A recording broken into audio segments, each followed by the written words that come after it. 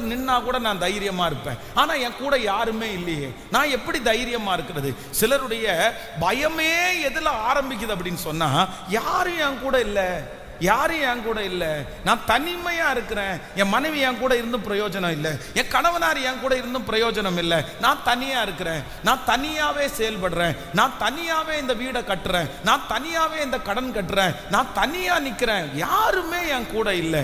ஆனா ஒன்று நீங்கள் நினைத்து கொள்ளுங்கள், கர்த்தர் அவன் கூட இல்லை அப்படின்னா அவனை பார்த்து பராக்கிரமசாலியே கர்த்தர் அவன் கூட இருக்கிறார்னு சொல்ல மாட்டாரு.